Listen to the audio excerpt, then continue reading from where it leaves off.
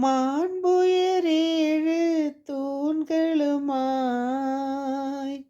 மாண்புயரேழு தூண்களுமாய் பலிபீடமுமாய்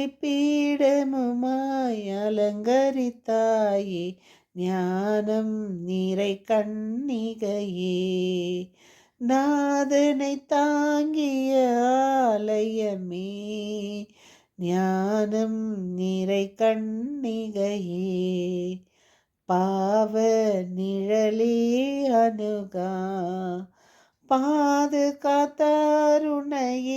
பரமன் பாவ நிழலே அணுகா தாய் உதரம் நீ தரித்திடவே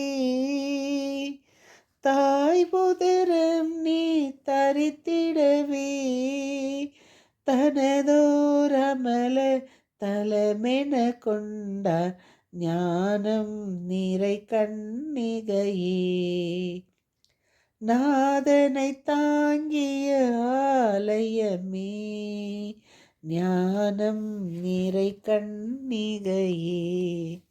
என் இனிய உறவுகளை 27-24 இருக்கிறோம். சனிக்கிழமை என்றாலே அன்னை மரியாளின் ஞாபகம்தான் நமக்கு எல்லோரும் வருவது. ஆனால் நாம் இன்றைய மிக்கா நூலிலிருந்து வாசகம்.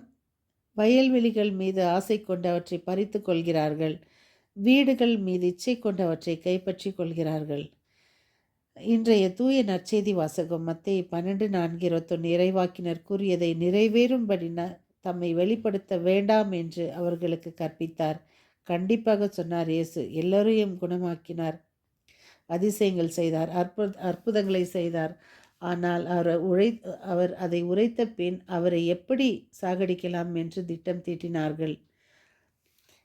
நாம் தொடர்ந்து வாசித்து கொண்டிருக்கிற சங்கீதம் 33:19-21-22 அவர்கள் உயிரை சாவினின்று காக்கின்றார், அவர்களை பஞ்சத்தினின்று வாழ்விக்கின்றார். நம் ஆண்டவரை நம்பியிருக்கிறோம், அவரே நமக்கு துணையும் கேடையும் ஆவார். நம் உள்ளம் அவரை நினைத்து களிக்கூறும், ஏனெனில் அவரது திருப்பெயரில் நாம் நம்பிக்கை வைத்துள்ளோம். உம்மையே நாங்கள் நம்பியிருப்பதால் உமது பேரன்பு எங்கள் மீது இருப்பதாக. மேட்டிமையானவர்களோடு கொள்ளையடித்த பொருளை பகிர்ந்து மகிழ்வதை விட மனத்தாழ்மையோடு சிறுமைப்படுத்தவர்களோடு கூடியிருப்பது நலம். பாருங்க, அழிவுக்கு முன் வருவது அகந்தை, வீழ்ச்சிக்கு முந்தியது வீண் பெருமை. இன்றைய காலகட்டத்தில் நிறைய பேர் பெருமையும் ப்ரௌட் அண்ட் ப்ரைடு கடவுளுக்கு பிடிக்காதது. ஆனால் அது வேண்டாம் என்று சொல்கிறார். ஆண்டவர் நமக்காக சிலுவையில் அறையப்பட்டார். எத்தனையோ அதிசயம் அற்புதம் செய்தவர ஏன் அவர்கள் நினைத்திருந்தால் ஒரு நொடி அவரை காட்டி கொடுக்காம இருந்திருக்கலாம். இல்லை, இவர் நமக்காக செய்தாரன். ஆனால் இறைவனின் திட்டம் நிறைவேறும்படி, இந்த மண்ணுலக திட்டம் அல்ல, மண்ணுலக எண்ணம் அல்ல, மண்ணுலகம் நினைப்பதல்ல. பாருங்கள், ஒரு ஊரில் ஒரு அரசன் இருக்கான்.